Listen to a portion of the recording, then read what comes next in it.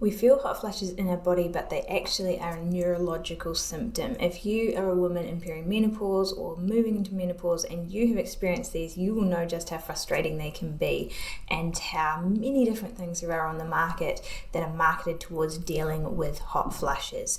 What I want to do today is I want to take a few minutes to take you through what's really going on, what's the trigger, so we can understand the cause so we can treat that, and it can hopefully avoid you going down the frustrating route of trying all these different band-aid fixes that really don't actually seem to make that much of a difference. So if we look at hot flashes and we understand they are a neurological condition, that means we feel them in our body, but they start in our brain, and it is to do with the brain changes that are occurring as a result of the hormones that are shifting and changing as we go through perimenopause. There is a significant decline in estrogen in particular and a dropping off of progesterone as well, and the combination of the changes that the brain has to deal with of these two hormones going down is what creates the trigger for hot flashes. So as estrogen is dropping in particular, our thermoregulatory zone, or the zone in which our body feels safe, temperature-wise narrows. So we have quite tight control on this. Our core body temperature is monitored by our brain, and if we go outside of what is considered safe, our thermoregulatory zone, we will either get the shivers or we will get hot flashes to cool us down again. Now normally that zone is big enough that we don't experience these very often unless we truly are quite hot or we truly are quite cold. But during perimenopause and into menopause, as the hormones are dropping, that zone narrows down, and that means that we're more likely to just trip outside of that zone and get a flush as a result. But really, if we understand that, okay, that's a symptom of what's happening because of the changes, we address the changes first. So the changes that are occurring as a result of the dropping off of estrogen and progesterone is two key parts to it. One is there's a change to the energy systems in the brain. So our brain is a very energy hungry organ. It requires a lot of glucose to function well. And as estrogen drops off, our insulin sensitivity declines. And insulin sensitivity is what helps us use glucose really well. So our brain almost gets this little starvation mode going on where it can't access energy as well as it used to, and so it kind of is a little bit, it's struggling to do the work to reform these new neural pathways that need to form as a result of the changing hormones. So energy systems are one, and the other part is to do with nervous system regulation. There's a steep decline in serotonin production. There's a real uptick in norepinephrine, which is a stress hormone, which is really directly involved with the narrowing of the thermoregulatory zone. And then there's a reduction in the calming neurotransmitters, because progesterone is a very calming hormone, and as that drops off, some of that kind of calming sensation that our brain used to get from progesterone, it no longer gets. So it's learning to adapt in a new kind of environment, and that means certain things will be more of a trigger than what they used to be, and stress and blood sugar dysregulation, those sorts of things can really be a trigger, which can lead on to a triggering of hot flash. So we're going to go through a couple of things that can really help to support this on a much more root cause level, so that we can kind of build in some avoidance of those hot flashes. And the degree to which you experience or struggle with hot flashes, night sweats, and those sorts of things is somewhat determined with what's gone before, because it is a little bit about dependence on the hormone. If you have had quite high levels of estrogen throughout a large part of your adult life, then your brain is a little bit more dependent on it. It's more used to those higher levels. So as the drops through perimenopause and into menopause occur, it can be a little bit more extreme. Whereas if you have had sort of lower, more moderate levels of estrogen, this might not be such of an issue for you. So there is things that's gone before that may impact how we feel now, but there's absolutely things that we do now that can impact how we feel tomorrow and after that. So let's look at 5 key things here we're going to talk about. The first one is blood sugar control, and this is because the change that's occurring with estrogen, right? So estrogen keeps us insulin sensitive. As estrogen's dropping, we're less insulin sensitive, meaning we are less able to use glucose as a fuel source or less efficient with it. And so we really want to look at our food movement patterns in a way that supports blood sugar control, and this is looking at adequate protein intake, really being careful of our carbohydrate intake, avoiding the highly refined carbs, which are a quick sugar hit to the body, and focusing on the whole food carbohydrates like quinoa, kumara, potato, those sorts of things. So blood sugar management becomes a really, really important thing. And it's really easy to test this because we can look at HbA1c in your blood, we can look at your fasting glucose, we can look at fasting insulin levels, we can pay attention to the other symptoms that you're getting and whatnot as well. So we can really get a good idea of how to to manage this, and it's very easily managed through diet and lifestyle changes. So that's the first component. It's not a quick fix, but it's part of the puzzle that absolutely has to be addressed to avoid those hot flushes and night sweats that can occur.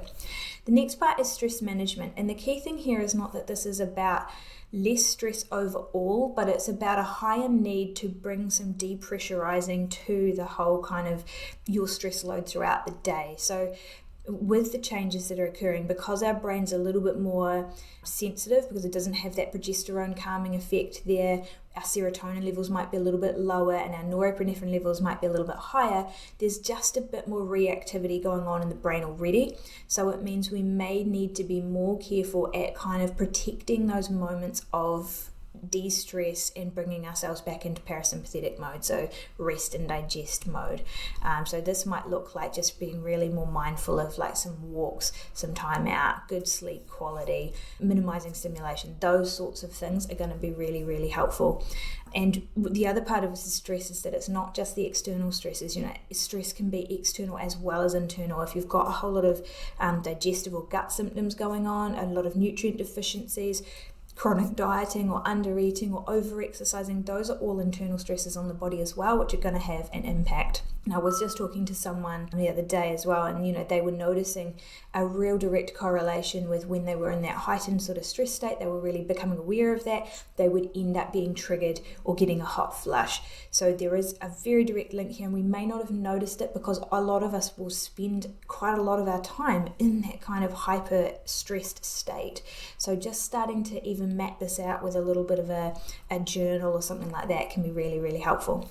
The other one is avoiding the triggers, and there's a few different triggers. There could be, spicy foods, those sorts of things, but the key one I want to focus on here is alcohol. Fortunately, alcohol is not going to be your friend through perimenopause and into menopause. It's probably not our friend ever, to be fair, but at this time in particular, we're much more sensitive to the effects of it, and it's because it's directly working against quite a few key things that are needing to occur at this time.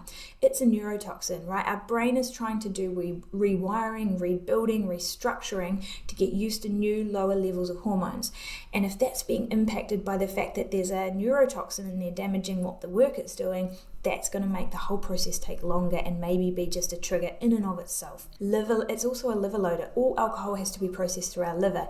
Now, our liver also has a role of detoxing and managing estrogen levels and allowing those to kind of get a nice cadence with them.